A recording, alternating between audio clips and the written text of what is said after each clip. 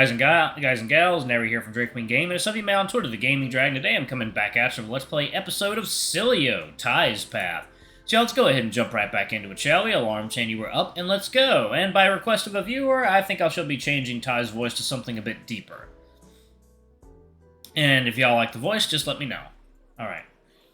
Don't worry, it's all above board. Diego's being his usual stubborn self and won't let me reimburse him for rent. I was hoping you might be able to help. I see. You're calling out the big guns, then.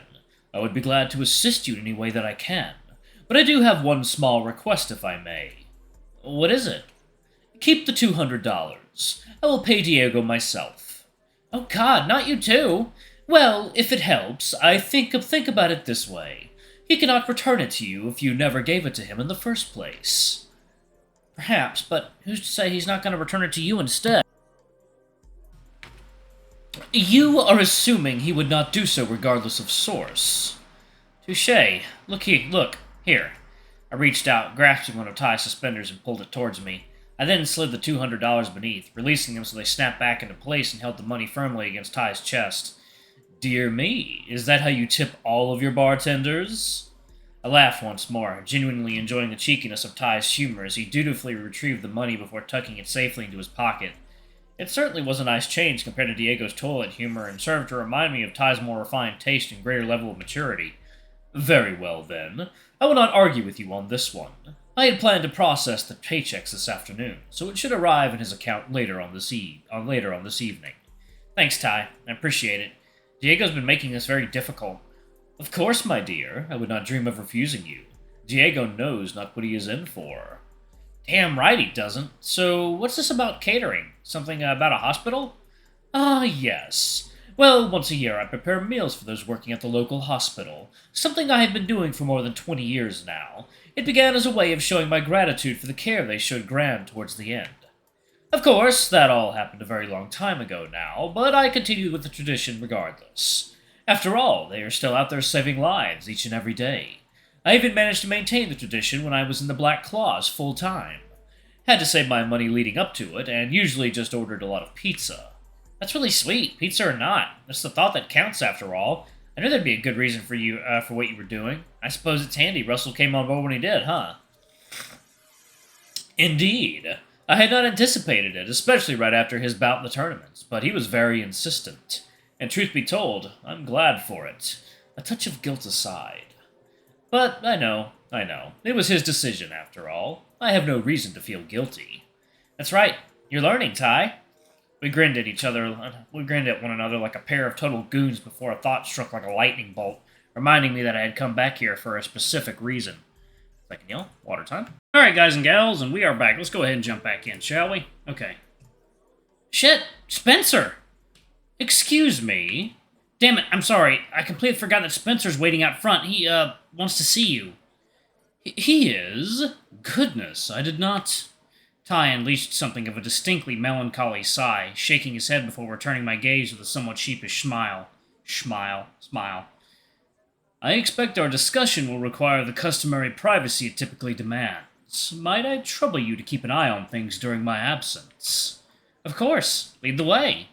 Ty placed his knife on the countertop, resting it beside a variety of half-chopped vegetables as the two of us then made our long-awaited return to the front of the bar. On arrival, Spencer was seated patiently on the bar, swirling another half-finished Ortegan firewater while he patiently waited for Ty's reception. Spencer! I was not expecting you. What a pleasant surprise. Good afternoon, Ty. I apologize for the unannounced visit.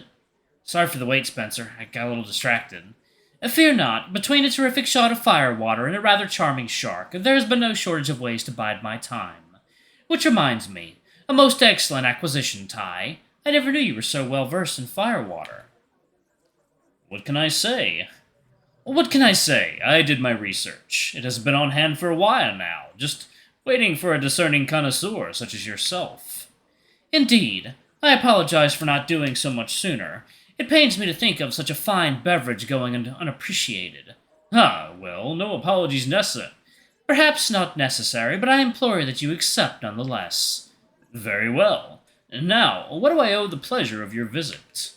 Spencer tossed back the entirety of his remaining drink in a single fiery gulp before carefully rising from his chair, his action conveying a message that Ty understood loud and clear. Russell, may I ask you a favor? Of course you can, my dude. Just, say the word. Please take over the kitchen on my behalf. The recipe is up on the wall. I believe with your culinary expertise, you will have an easy time following along. Sure thing, my dude. Won't let you down. Thank you. With no further delay, Russell passed through the door leading to the kitchen to do as Ty had requested. With Russell on the case, Ty was free to fulfill the Raven's request. Please follow me to my office. We can speak there. Spencer nodded before passing behind the counter and drifting past the remaining two of us. Upon reaching Ty, they ventured into the kitchen together in total silence as Ty took the lead. I watched as Diego leaned to the right in order to peer through the serving window, which incidentally provided a terrific view of Ty's office door. He watched as Ty opened the door before standing to the side, politely inviting Spencer inside. Having accepted the invitation, Ty followed him through the door before closing it firmly in his wake. This was followed by an audible click, the distinct sound of Ty's office door being locked behind them to prevent any unwanted interruptions. Dude! I know. Tell me, how much of it in my conversation with him did you overhear?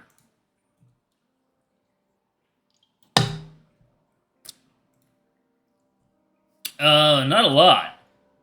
Doesn't help that he speaks so quietly. Heard something about population statistics? Yeah, tell me a bit of the history behind Ortega. A nice accompaniment to an expensive drink, if more than a little depressing and dark. Enough about that. Surely you're thinking what I'm thinking, right? I guess I'm not. What is it?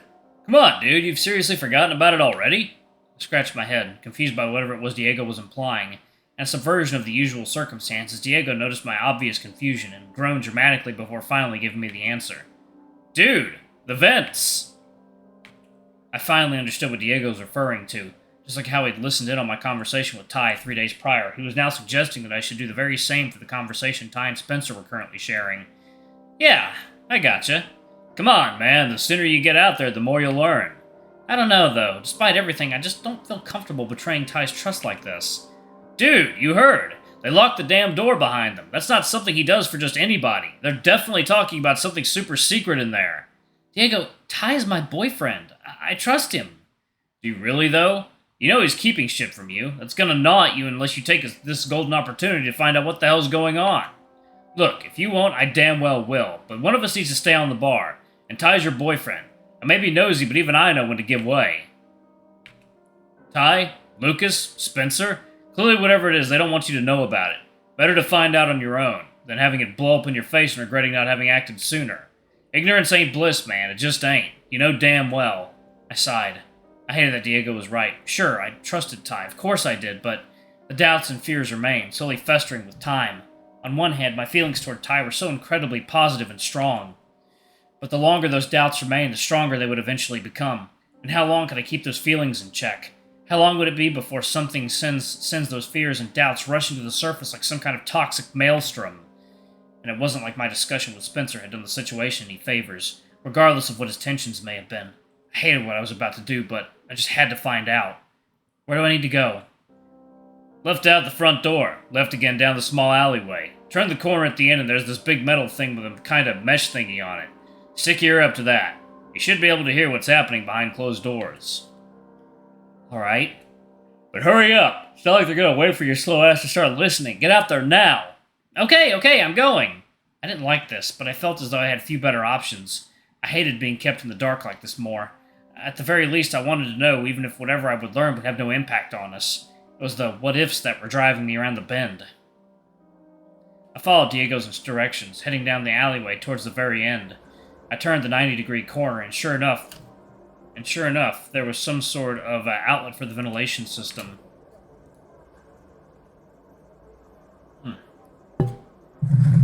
There we go. It was my lucky day. It was a mild and temperate mid-fall day, and neither the heating nor cooling systems were engaged. If they had been, I doubt I would have been able to hear a single thing over the racket. Instead, when I pressed my ear up to the exhaust, the distinctive sound of voices drifted into earshot from afar. It was difficult to hear them clearly, but sufficient that I would be able to grasp what was being discussed. I eased into a more comfortable position and strained my ears in an attempt to pick up as much of the conversation as I could.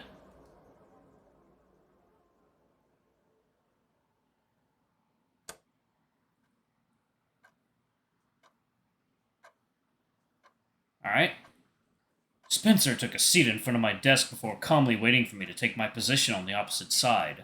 I locked the door behind us, making sure that whatever manner of discussion lay in the store, it would not be interrupted by unexpected company. I circled around the perimeter of my desk, eventually standing before my leather chair. I then took a seat so that Spencer and I were sitting face to face with only the distance of the desk between us. Truth be told, I didn't have the slightest idea why he had come, especially without any warning. If he had phoned ahead, I could have visited him instead, or we could have met somewhere less conspicuous. Although I knew full well that he had come here. That if he had come here, he had not done so without a proper reason for doing so. He knew that I would not take such risks kindly. I assume your visit was not inspired by the recent additions to my liquor cabinet. You assume right, although it was a terrific excuse nonetheless. A genuine Ortegan firewater. And to think, it was little more than a year back that you tried to peddle that vile brandy. For the record, I always quite enjoyed it, but I will concede that your influence on my inventory was a very positive one indeed, if a little on the expensive side. I am glad we are in agreement on that at least. Humor aside, the lure of a fine drink is insufficient reason alone to pay you a visit. But with how things... well, you understand. I sighed, knowing full well what Spencer was alluding to. But whatever his reasons were, I felt as though his presence here was something of an irresponsible action. Something of a dire risk. On one hand, Spencer's presence had not gone unnoticed, his name being mentioned by both Hunter and Diego in recent days, not to mention the other significant risk. After all, how would I explain this encounter to Hunter? Just how much slack would his faith grant me in situations like this? I shook my head with a palpable sense of concern before making eye contact with my visitor once more. He was as calm as ever, his emotions carefully disguised as a lack thereof, his mask so comfortable and perfectly fitting. But I knew how hard this was for him, beneath those layers of masterful composure. Alright, y'all. I'm going to go ahead and pause it right there, and we will find out what they are talking about in the next video. Sorry, y'all, I have to get ready for work. Anyway, thank you all so much for watching. Don't forget to like, comment, subscribe, ring that notification bell, and check out our Patreon and YouTube memberships if you can. It always helps. Anyway, I love you all, and I'll see y'all in the next video. Bye-bye!